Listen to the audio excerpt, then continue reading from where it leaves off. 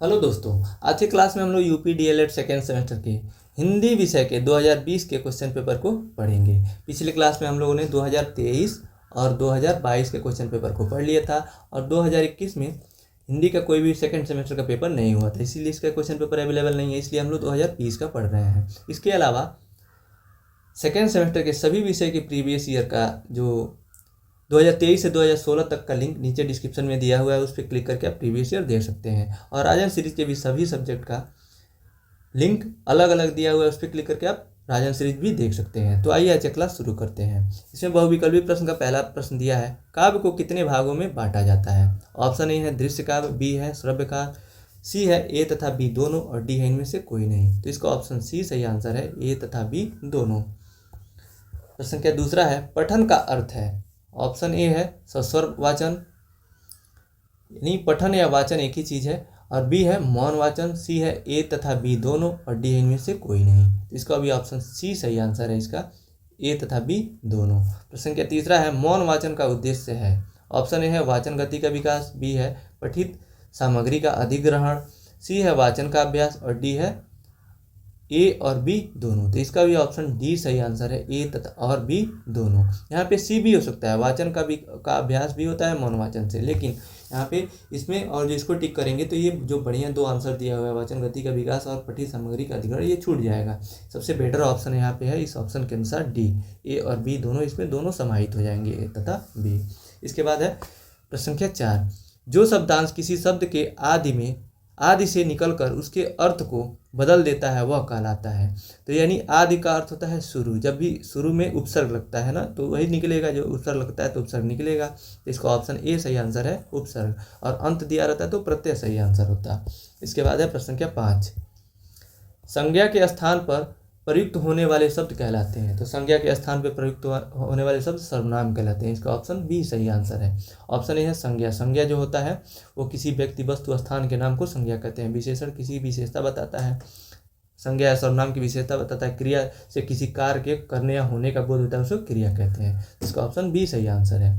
इसके बाद है प्रश्न संख्या 6, जो कि अति लघु उत्तरी का पहला प्रश्न है, समास किसे कहते हैं। इसका उत्तर लिखेंगे, समास हेडिंग लिख के इसमें लिखेंगे, समास दो या दो से अधिक शब्दों के मेल से बनने वाली नई संक्षिप्त रचना को कहते हैं, जिससे शब्दों को संक्षिप्त कर दिया जाता है। इसमें एक या अधिक शब्दों का लोप हो जाता है, यानी शब्दों का संक्षिप्तीकरण समास कहलाता है। इसमें दो या दो से अधिक शब्द मिलकर एक शब्द बनते हैं, उसको समास कहते हैं। अब समास के भेद यहाँ पे दिया हुआ है, यहाँ पे केवल समास पूछा था, केवल आप परिभाषा लिख देंगे तो आपको 1 नंबर मिल जाएगा, क्योंकि यही बस पूछा हुआ था। बाकी मैंने समास का भेद भी ऐड किया हुआ है, क्योंकि आपको अगले आपके एग्जाम में इसका भेद भी पूछ सकता है। मैंने बस ऐड कर लिया, इसको पढ़ लीजिए, लेकिन आप लिखिएगा मत, समय नहीं रहता है आप, क्योंकि 1 घंटे का पेपर होता है और 18 प्रश्न आपको लिखने रहते हैं। तो इसमें समास के 6 प्रकार होते हैं, अव्ययीभाव समास, तत्पुरुष समास, बहुव्रीहि समास, द्वंद्व समास, द्विगु समास और कर्मधारय समास। इसमें कहीं कहीं आपको 4 प्रकार भी मिलेगा समास का, द्विगु और कर्मधारय एक ही में रहता है, ये तत्पुरुष समास के भेद में आ जाता है। तो वहाँ अव्ययीभाव, तत्पुरुष, बहुव्रीहि और द्वंद्व मिलेगा, तो आप कन्फ्यूज मत होइएगा। बाकी अब जो कहीं भी और जो समास पूछेगा तो आप 6 ही प्रकार लिखिएगा। अगर जो बहुविकल्पी में देता है 6 प्रकार नहीं है, तो अगर जो वहाँ 4 है किसी भी ऑप्शन में तो 4 को टिक कीजिएगा। इसके बाद है प्रश्न के 7, मौलिक लेखन किसे कहते हैं। इसका उत्तर लिखेंगे, मौलिक लेखन से तात्पर्य उस लेखन से है जब कोई व्यक्ति किसी विषय पर व्यक्तिगत रूप से लेखन कार्य करता है, वह मौलिक लेखन कहलाता है। वह लेखन कार्य जिसमें व्यक्ति नितांत नवीन एवं विचार और सोच का सृजन करता है। लेखन कार्य में जो सबसे प्रथम रचना होती है वह मौलिक लेखन कहलाता है। यानी मौलिक लेखन का अर्थ है कि जो अपने मन से जब भी कोई कुछ लिखता है, कुछ रचना करता है, कोई अपनी मन की बात को लिख रहा है, डायरी लिखना जैसे हो गया ना, वो मौलिक लेखन के अंतर्गत आ जाएगा, उसी को मौलिक लेखन कहते हैं। इसके बाद है प्रश्न संख्या 8, लिंग किसे कहते हैं। उत्तर लिंग हेडिंग लिख के इसमें लिखेंगे, जिस शब्द से संज्ञा या सर्वनाम की स्त्री या पुरुष जाति का बोध होता है उसे लिंग कहा जाता है। लिंग के भेद, लिंग 2 प्रकार के होते हैं, पुल्लिंग और स्त्रीलिंग। नपुंसक लिंग भी होता है, लेकिन संस्कृत में होता है, हिंदी में दो ही लिंग होते हैं, पुल्लिंग और स्त्रीलिंग। जिसमें पुरुष जाति का बोध होता है उसे पुल्लिंग कहते हैं, स्त्री जाति का बोध कराने वाले शब्दों को स्त्रीलिंग कहते हैं। इसके बाद है प्रश्न संख्या 9, गद्य और पद्य में अंतर स्पष्ट कीजिए। तो यहाँ पे अति लघुत्री में पूछा हुआ है ना, तो 3-3 अंतर दिया हुआ है, और जो लघुत्री में रहता है तो कम से कम आपको 4-4 5-5 लिखना रहता है। तो यहाँ पे गद्य में यह पाठ का रूप होता है और पद्य में यह काव्य का रूप होता है। दूसरा अंतर है, गद्य में दिया हुआ है, दूसरा अंतर में यह लेखक द्वारा लिखित होता है और पद्य में यह कवि द्वारा रचित होता है। ये इसकी रचना की रहती है और ये लिखा गया रहता है। और तीसरा अंतर है, इसमें लय तुक छंद नहीं होता है गद्य में, और पद्य में इसमें लय तुक छंद होता है। यानी इसको गा करके पढ़ते हैं और इसको ऐसे सामान्य, जैसे न्यूज़पेपर पढ़ते हैं उसको सामान्य वे में इसको पढ़ते हैं गद्य को, और पद्य को गा करके पढ़ा जाता है। इसमें लय होता है, तुक होता है, छंद होता है। इसके बाद है प्रश्न संख्या 10, वाक्य किसे कहते हैं? उत्तर, वाक्य लिख के हेडिंग इसमें लिखेंगे। वाक्य की परिभाषा, शब्दों के एक सार्थक समूह को ही वाक्य कहते हैं। सार्थक का मतलब होता है अर्थ रखने वाला, यानी 2 या 2 से अधिक शब्दों के मेल को जिसका कुछ निश्चित अर्थ हो उसको वाक्य कहते हैं। इसके बाद है प्रश्न संख्या 11, काल की कितनी अवस्थाएं मानी जाती हैं? तो काल के 3 भेद होते हैं। ये रिपीटेड प्रश्न हम लोगों ने पढ़ा था, वर्तमान काल, भूतकाल, भविष्यत काल। तो इसको लिख लेंगे, थोड़ा सा पहले काल लिख लेंगे, काल के बारे में थोड़ा सा बता देंगे। क्रिया के जिस रूप से कार्य के करने या होने के समय का ज्ञान होता है उसे काल कहा जाता है। काल के भेद, काल के मुख्य रूप से 3 भेद होते हैं, वर्तमान काल, भूतकाल, भविष्यत काल। आप इतना भी लिख सकते हैं, आप में जब पूछेगा समय कम रहेगा तो केवल आप काल के भेद ही लिख दीजिएगा, क्योंकि यही बस पूछा हुआ है। इसके बाद है लघुत्तरी प्रश्न का पहला प्रश्न, प्रश्न क्या 12, कर्मधारय समास किसे कहते हैं? उदाहरण सहित स्पष्ट कीजिए। हर एक प्रश्न में आपको एक समास जो है डिटेल में पूछा हुआ है। पिछले क्लास में उन्होंने अव्ययीभाव समास पूछा हुआ था, तो यहाँ पे कर्मधारय पूछा हुआ है। तो समास आप 6 जो भी समास होते हैं आप बढ़िया से तैयार करके जाइएगा एग्जाम्पल के साथ। इसका उत्तर लिखेंगे। कर्मधारय समास हेडिंग, वह समास जिसका पहला पद विशेषण एवं दूसरा पद विशेष होता है या पूर्व पद एवं उत्तर पद में उपमान उपमेय का संबंध पाया जाता है, कर्मधारय समास कहलाता है। उदाहरण के लिए चरण कमल। चरण, यहाँ पे जो समासिक पद है चरण कमल दिया हुआ है, समास विग्रह इसका दिया हुआ है कमल के समान चरण। और नील गगन में नीला है जो गगन, यहाँ पे उपमेय और उपमान का भी देखिए संबंध जो उपमेय उपमान का संबंध पाया जा रहा है। जैसे कि नीला गगन है, नीला है जो गगन, यानी जो आकाश है वो नीला है। तो ये उपमेय उपमान का संबंध है ना, तो यहाँ पे कर्मधारय समास है। बाकी एक और इसमें लिखा हुआ था जहाँ विशेषण विशेष का विशेषता बता रहा है, ये भी यहाँ पे पता चल रहा है। जैसे कि जो गगन है वो नीला है, तो गगन की विशेषता बता रहा है नीला शब्द, तो ये कर्मधारय समास हो गया। जो कमल है वो किसके समान है? चरण के समान है, तो यहाँ पे कर्मधारय समास होगा। इसके बाद अगला प्रश्न, प्रश्न क्या 13, कहानी या लोक कथा सुनाकर शिक्षक किन किन उद्देश्यों की पूर्ति कर सकता है? उत्तर लिखेंगे इसका, शिक्षक को कहानी कहने की तकनीक सबसे प्रभावी शिक्षण रणनीतियों में से एक मानी जाती है। कहानी कहने की तकनीकी के मुख्य लाभ हैं प्रेरणा और सक्रिय भागीदारी, रचनात्मकता को बढ़ावा, बच्चों के बीच सहयोग, किसी विषय की समझ को गहरा करना और ध्यान अवधि में वृद्धि। ये सभी कहानी कह के शिक्षक बच्चे को अपने उसका जो शिक्षण कार्य है उसको रचनात्मक तरीके से उसको रुचिपूर्ण उसमें रुचि पैदा कर सकता है, जिससे बच्चों उसमें रुचि लेते हैं और अच्छे से पढ़ते हैं। उनका जो भी शिक्षण कार्य होता है प्रभावी होता है। ये प्रश्न रिपीटेड प्रश्न है, इसके पहले ये प्रश्न हम लोगों ने पढ़ लिया था, डिटेल में पढ़ा था वहाँ पे। इसके बाद है प्रश्न संख्या 14, वाचन के दोषों को किस प्रकार दूर किया जा सकता है? उत्तर लिखेंगे, वाचन के दोषों को दूर करने के लिए निम्नलिखित उपाय किए जा सकते हैं। पहला है स्पष्ट उच्चारण का अभ्यास। उच्चारण दोषों को दूर करने के लिए सही उच्चारण का निरंतर अभ्यास करें। इसके लिए उच्चारण से संबंधित किताबें पढ़ें या विशेषज्ञों से मार्गदर्शन लें। यानी उच्चारण, स्पष्ट उच्चारण का अभ्यास जब करेंगे तो वाचन दोष खत्म होगा। वाचन दोष कहते किसे हैं? जब भी वाचन यानी जो भी पढ़ते हैं हम या बच्चे जो पढ़ते हैं तो उसमें जो दोष, उसमें त्रुटि पाया जाता है उसके उच्चारण में, उसी को तो कहते हैं वाचन दोष। तो उसी को स्पष्ट उच्चारण का अभ्यास करेंगे तो उसको दूर किया जा सकता है। दूसरा होगा इसमें स्वर और ध्वनि पर ध्यान दें। वाचन करते समय स्वर की शुद्धता और ध्वनि पर ध्यान दें। सही ध्वनियों का प्रयोग करने से वाचन दोषों से बचा जा सकता है। तीसरा है वाचन की गति को नियंत्रित करें। बहुत तेज या बहुत धीमी गति से पढ़ने से अर्थ स्पष्ट नहीं होता। उचित गति से पढ़ने का अभ्यास करें जिससे पाठकों को सामग्री समझने में आसानी हो। चौथा है पंक्तियों और शब्दों को सही ढंग से जोड़ें। वाचन के दौरान वाक्यों और शब्दों को सही क्रम में और प्रवाह से जोड़ना चाहिए। इसके लिए धीरे धीरे और सावधानीपूर्वक पढ़ने का अभ्यास करना चाहिए। 5वां है पाठ की समझ बढ़ाएं। वाचन दोष तब उत्पन्न होते हैं जब पाठक पाठ की सही समझ नहीं रखता। वाचन से पहले पाठ का अर्थ समझने का प्रयास करें ताकि वाचन में रुकावट न हो। इसके बाद अगला प्रश्न संख्या 15, औपचारिक पत्रों के प्रकार लिखिए। तो ये भी प्रश्न देखिए पत्र से हर बार पूछ रहा है, एक प्रश्न पत्र से पूछ रहा है। पिछले हम लोग 2023 में पढ़ा था कि वहाँ पे पूछा हुआ था कि औपचारिक और अनौपचारिक पत्र में अंतर किसे कहते हैं, और यहाँ पे 2022 में भी इससे संबंधित प्रश्न आया हुआ था, और यहाँ पे भी औपचारिक पत्रों के प्रकार को पूछा है।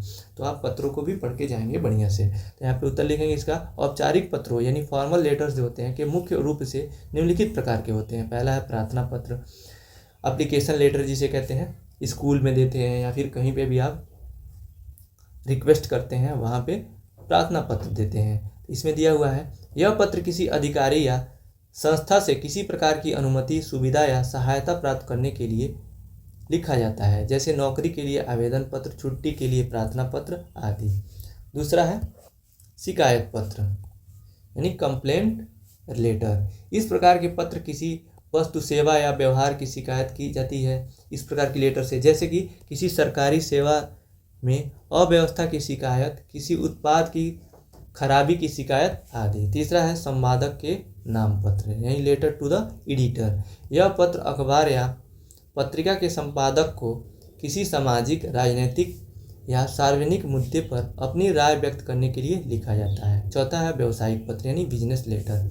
यह पत्र व्यापारिक उद्देश्यों के लिए लिखा जाता है, जैसे ऑर्डर देना, भुगतान की मांग, सामान की आपूर्ति आदि। इसे व्यावसायिक पत्र कहते हैं, यानी बिजनेस से रिलेटेड जो भी प्रश्न होते हैं उसको व्यावसायिक पत्र कहेंगे। और पांचवा है अनुशंसा पत्र यानी रिकमेंडेशन लेटर। यह पत्र किसी व्यक्ति के कौशल, क्षमता या पात्रता के बारे में सिफारिश करने के लिए लिखा जाता है। छठवा है सूचना पत्र यानी इन्फॉर्मेटिव लेटर। यह पत्र किसी जानकारी या सूचना को साझा करने के लिए उद्देश्य से लिखा जाता है, यानी सूचना देने के लिए जो पत्र लिखा जाएगा सूचना पत्र। अनुशंसा यानी कुछ रेफर करने के लिए किसी को, वहाँ पे अनुशंसा पत्र लिखा जाएगा। धन्यवाद पत्र किसी को धन्यवाद देने के लिए, जो पत्र है ना वही चीज़ करने के लिए वो लिखा जाएगा। सातवां है धन्यवाद पत्र यानी थैंक यू लेटर।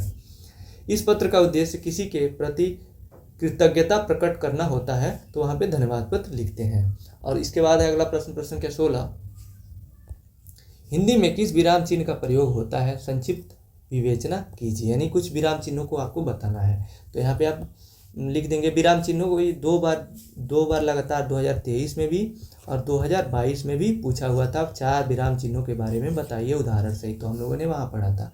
तो वैसे आप विराम चिन्ह तो लिख ही लेंगे वहाँ, और जो आप सारा क्लास देखते हैं हिंदी का देखे हों 2023 और 22 का, तो उसमें हमने विराम चिन्हों को डिटेल में बताया है। यहाँ पे केवल नाम लिखा है क्योंकि यहाँ पे नाम नहीं दिया है कितना लिखना है। तो हिंदी में किस विराम चिन्ह का प्रयोग होता है, संक्षिप्त विवेचना कीजिए। तो लिखेंगे विराम चिन्ह। विराम चिन्हों को साधारण भाषा में रुकना कहते हैं, जो लिखते, बोलते या पढ़ते समय रुकने का संकेत देते हैं या विराम के लिए प्रयोग किए जाते हैं, उन्हें विराम चिन्ह कहते हैं। विराम चिन्हों के प्रकार हैं अल्प विराम, अर्धविराम, पूर्ण विराम, उपविराम।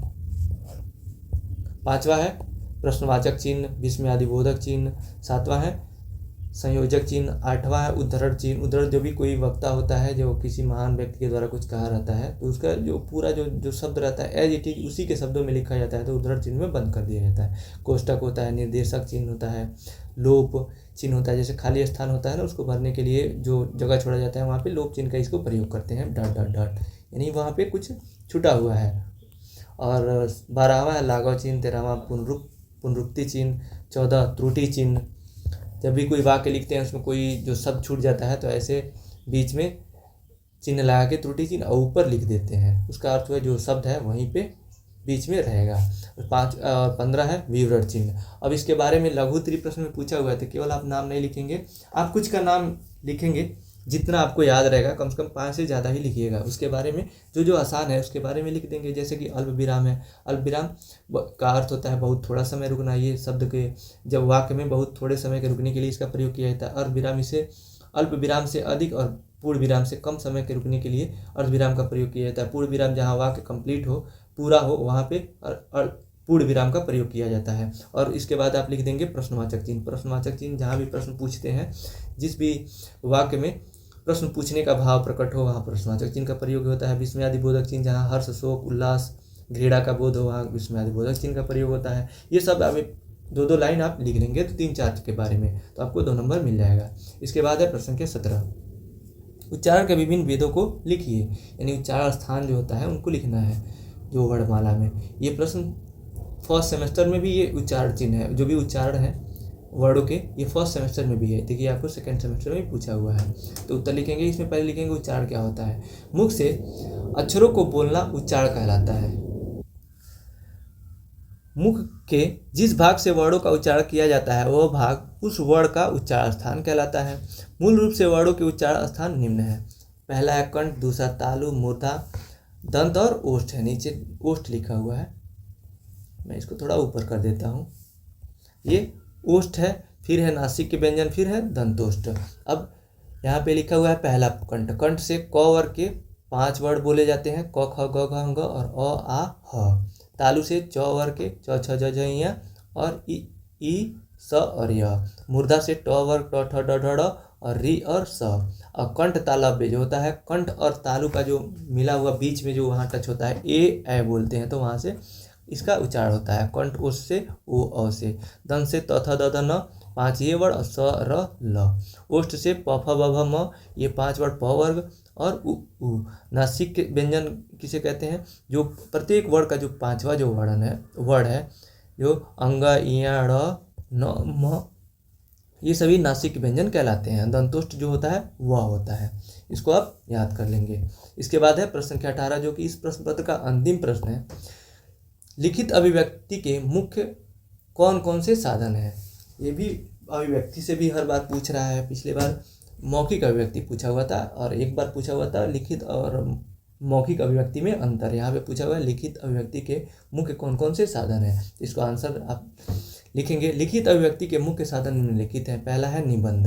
निबंध लिख कर क्या आप अब अपने अभिव्यक्ति को जाहिर कर सकते हैं, अपने भाव और विचारों को प्रकट कर सकते हैं। पत्र के माध्यम से, लेख के माध्यम से, रिपोर्ट के माध्यम से, इन सब के बारे में पढ़ते हैं। पहला है निबंध। यह एक व्यवस्थित और विस्तृत रूप से किसी विषय पर अपने विचारों को प्रस्तुत करने का साधन है। दूसरा हेडिंग लिखेंगे पत्र। पत्राचार किसी व्यक्ति या संगठन के साथ संवाद करने का साधन है। यह औपचारिक और अनौपचारिक हो सकता है। तीसरा है लेख। लेख किसी विशेष विषय पर जानकारी प्रदान करने या किसी समस्या पर विचार करने के लिए लिखा जाता है। इसके बाद है चौथा रिपोर्ट। रिपोर्ट किसी घटना, स्थिति, परियोजना का विस्तृत विवरण होता है। इसमें तथ्यात्मक जानकारी दी जाती है और यह औपचारिक रूप से लिखी जाती है। पांचवा है आलेख। आलेख एक लघु और सारगर्भित रूप से किसी बड़ी रचना या विषय का संक्षिप्त विवरण होता है। छठवां है डायरी लेखन। यह एक व्यक्तिगत लिखित अभिव्यक्ति का साधन है जिसमें व्यक्ति अपनी भावनाओं, अनुभव और विचारों को रोजमर्रा के जीवन से लिखता है। यानी डेली का जो भी उसमें जो घटना घटित होता है उसके साथ वो डायरी में लिखता है। ये भी लिखित अभिव्यक्ति का साधन है। तो ये सभी हो जाएंगे। इतना आप लिखेंगे तो आपको 2 नंबर मिल जाएगा। इसी के साथ आज का क्लास यहीं समाप्त होता है। इस क्लास का PDF आप टेलीग्राम चैनल से ले सकते हैं, जिसका लिंक नीचे डिस्क्रिप्शन में दिया हुआ है। अदरवाइज आप टेलीग्राम पे सर्च करेंगे लेट्स लर्न शिक्षा 1, तो आपको ऐसा DP मिलेगा, उसको आप ज्वाइन कर सकते हैं। वहाँ पे सेकेंड सेमेस्टर के और 4th सेमेस्टर के भी और जितने भी PDF होते हैं मैं वहाँ पे क्रम से भेजता हूँ। जैसे यहाँ पे आपको 2023 से 2016 तक के सभी प्रीवियस ईयर का PDF मिल जाएगा फ्री में, कोई भी चार्ज वहाँ पे नहीं लगता है। और राजन सीरीज के भी सबका PDF मिल जाएगा, वहाँ से आप ले सकते हैं। तो इस वीडियो को देखने के लिए आपका बहुत बहुत धन्यवाद दोस्तों।